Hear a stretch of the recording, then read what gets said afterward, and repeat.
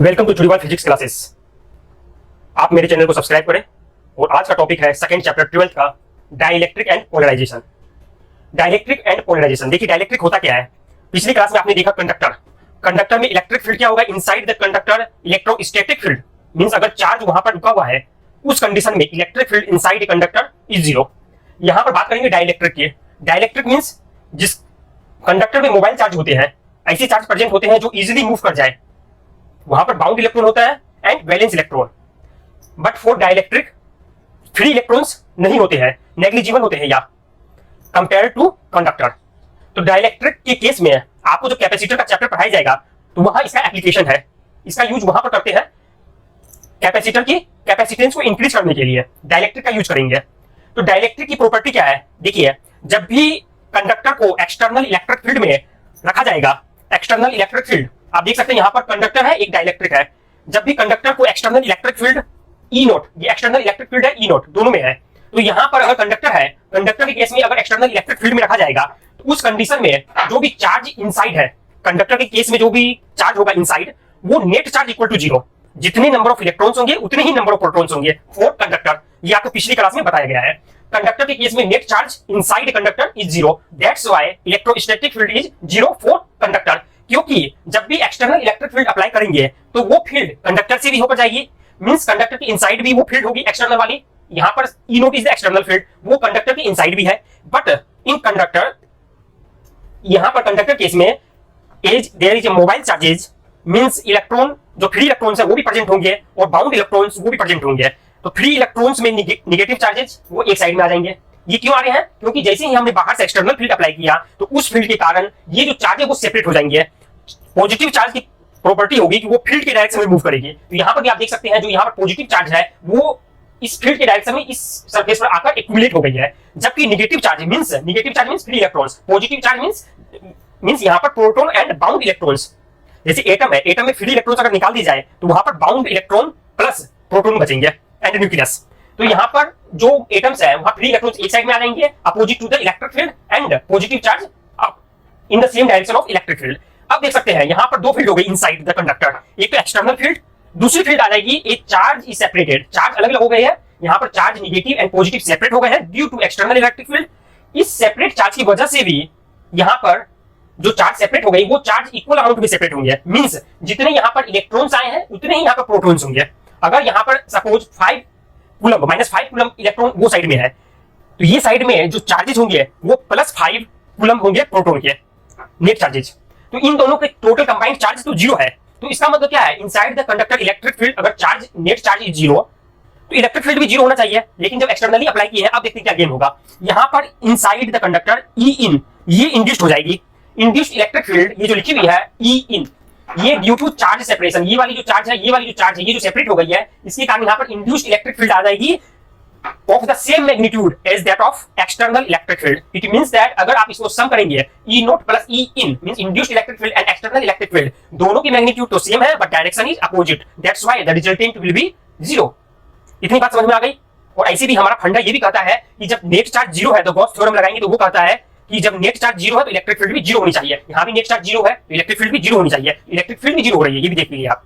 तो कंडक्टर के केस में एक्सटर्नल इलेक्ट्रिक फील्ड अप्लाई करेंगे तो inside the material electric field is zero, net electric field is zero. लेकिन अब जब डाइलेक्ट्रिक की बात की जाए तो डाइलेक्ट्रिक में free electrons are not possible, free electrons possible नहीं है। यहां पर चार्ज कैरियर जो है वो सेपरेट होंगे, मींस पॉजिटिव एंड नेगेटिव वो सेपरेट होंगे। एग्जांपल के लिए आप देख सकते हैं, सपोज एग्जांपल के लिए कुछ भी ले, HCl hydrochloric acid, hydrochloric acid में आप केमिस्ट्री का ये टॉपिक इसमें आप देख सकते हैं कि यहां पर पॉजिटिव एंड नेगेटिव दोनों सेपरेट हो जाएंगे। जैसे ही इसको एक्सटर्नल इलेक्ट्रिक फील्ड मिलाएंगे तो एक साइड में तो नेगेटिव मींस एक यहां से पॉजिटिव और नेगेटिव एक एक अगर आप सेपरेट करेंगे वो एक एक एटम है, एक एक एटम नहीं कहे, इसको कहे आप hydrogen atom and chlorine atom मिलकर वन मॉलिक्यूल HCl की बनी है। तो यहां पर H और माइनस प्लस और माइनस एक मॉलिक्यूल्स की है, वन मॉलिक्यूल ऑफ HCl। तो ये जो है यहां पर इलेक्ट्रॉन अलग नहीं हुआ है, only there is stretching of molecule, stretch हो गया है, means centre of positive charge and centre of negative charge is separated here. तो यहां पर क्या हुआ है, यहां पर भी देखा जाए चार्ज आ गए नेगेटिव और पॉजिटिव, तो नेगेटिव पॉजिटिव जब भी चार्ज आएंगे तो नेट डायपोल मोमेंट होगा। इस कंडीशन में तो नेट डायपोल मोमेंट जीरो। क्यों जीरो, जब इलेक्ट्रिक फील्ड ही नहीं है अंदर में तो डायपोल मोमेंट होगा ही नहीं। यहां पर क्या है, इलेक्ट्रिक फील्ड, यहां पर जो चार्ज सेपरेट हो गए तो चार्ज सेपरेट होने की वजह से ये क्या होगा, electric field E induced electric field आ जाएंगे। अब देखिए इसकी डायरेक्शन, ये मैंने इस तरफ क्यों किया है, क्योंकि इलेक्ट्रिक फील्ड की डायरेक्शन होती है निगेटिव में सिंक और पॉजिटिव एज ए सोर्स। तो यहाँ पॉजिटिव से इलेक्ट्रिक फील्ड निकल रही है, नेगेटिव में जाकर सिंक मतलब मिल रही है। तो यहाँ पर पॉजिटिव से निकलती हुई और नेगेटिव में एंड होते हुए दिखाई दे रही है। उस लाइकवाइज यहाँ पर डाइलेक्ट्रिक के केस में भी induced electric field will start from positive charge and and on negative side. लेकिन but the sum of external electric field and induced electric field in case of dielectric is not equal to zero। यहां पर zero नहीं होंगे, conductor के case में exact zero थे, यहां पर जीरो नहीं है। अब देखा जाए तो डाइलेक्ट्रिक में भी जो मॉलिक्यूल्स है, इसके अंदर डाइलेक्ट्रिक जो मटेरियल है वो दो तरह के हो सकते हैं, आइदर नॉन पोलर और पोलर। यहां पर एग्जांपल है नॉन पोलर का। Non polar means centre of positive charge and centre of negative charge एक ही लोकेशन पर, मतलब इन दोनों की पॉजिटिव और नेगेटिव चार्ज एक ही पॉइंट पर है। इसको इस तरह से नहीं लिखना चाहिए, ये आप कर दे दोनों को साथ में, H2 है ना, तो दोनों एक तरह से H2 बन गया। CO2 यहां पर भी देख सकते हैं कि यहां पर जो पॉजिटिव चार्ज की है और नेगेटिव चार्ज की सेंटर वो एक ही लोकेशन पर होगी, एक ही पॉइंट पर होगी। दैट्स व्हाई यहां पर जब सेपरेशन नहीं है तो net dipole moment zero. Non polar means net dipole moment zero. जब यहां पर फील्ड अप्लाई करेंगे तो यहां पर इंड्यूस्ड डाइपोल मोमेंट आएगी, इंड्यूस्ड डाइपोल मोमेंट आएगी। पोलर के केस में it has a permanent dipole moment. It means that whether you are applying external electric field और not, but here there is presence of electric dipole moment. Means positive charge and negative charge are separated by a finite distance. You know that electric dipole moment क्या होता है, charge multiplied by separation between charges. तो यहाँ पर polar के case में permanent dipole moment, यहाँ पर जब एक्सटर्नली अप्लाई करेंगे फील्ड को तब इसका जो सेपरेशन है वो और थोड़ा बढ़ जाएगा, स्ट्रेच हो जाएगा। बट फील्ड अप्लाई करे चाहे ना करे, मोमेंट डाइपोल मोमेंट पी की वैल्यू हमेशा होगी। इस कंडीशन में नॉन पोलर में नहीं होती है जब तक आप फील्ड अप्लाई नहीं करेंगे। फील्ड अप्लाई नहीं है तो dipole moment zero, field apply करेंगे देन इंड्यूस्ड डाइपोल मोमेंट। यहाँ पर permanent dipole moment means dipole moment always present here. यहाँ पर भी H2O is also polar molecules. आप देखेंगे नॉन पोलर मॉलिक्यूल के लिए क्या होता है, नॉन पोलर मॉलिक्यूल्स में अगर इलेक्ट्रिक फील्ड जीरो है तो यहाँ पर इलेक्ट्रिक फील्ड जीरो है मींस क्या होगा, नॉन पोलर है। इसका मतलब क्या है, एक ही लोकेशन पर है इलेक्ट्रिक फील्ड जीरो, यहाँ पर टोटल का टोटल कंबाइन करके कोई भी यहाँ पर इंड्यूस्ड डाइपोल मोमेंट नहीं है। क्लियर। यहाँ पर अगर electric field is not equal to zero means बाहर से एक्सटर्नल इलेक्ट्रिक फील्ड अप्लाई करेंगे, यहाँ पर आप देख रहे हैं क्या, यहाँ पर total net dipole moment zero अगर इलेक्ट्रिक फील्ड नहीं है तो नॉन पोलर के केस में। नॉन पोलर के केस में अगर इलेक्ट्रिक फील्ड अप्लाई कर रहे हैं externally means E is not equal to zero, suppose E equal to electric field equal to 5 newton per coulomb, कुछ भी अप्लाई कर दिया एक्सटर्नली, तो यहाँ पर क्या होगा, चार्ज जो है वो इस फील्ड में, अगर इलेक्ट्रिक फील्ड की डायरेक्शन इस तरफ है राइट साइड, तो यहाँ पर देख रहे हैं आप जो चार्ज है वो सेपरेट होगा, नेगेटिव एक साइड में, पॉजिटिव इलेक्ट्रिक फील्ड की डायरेक्शन में। ये हो गया नॉन पोलर के केस में। पोलर के केस में क्या होगा, अगर electric field is zero, externally electric field applied field is zero, तो ये रेंडमली ओरिएंटेड है। एक्चुअली क्या होता है, यहाँ पर थर्मली एक्साइटेड मॉलिक्यूल्स होते हैं, आपस में वो टकराते रहते हैं, तो इसके कारण नेट डाइपोल मोमेंट जीरो होता है जब भी आप एक्सटर्नल अप्लाई नहीं करेंगे। हाँ, मॉलिक्यूल्स लेवल पर पोलर मॉलिक्यूल्स में अगर एक एक मॉलिक्यूल्स की बात करें तो वहां पर एक एक मॉलिक्यूल्स में डाइपोल मोमेंट होगा, परमानेंट डाइपोल मोमेंट।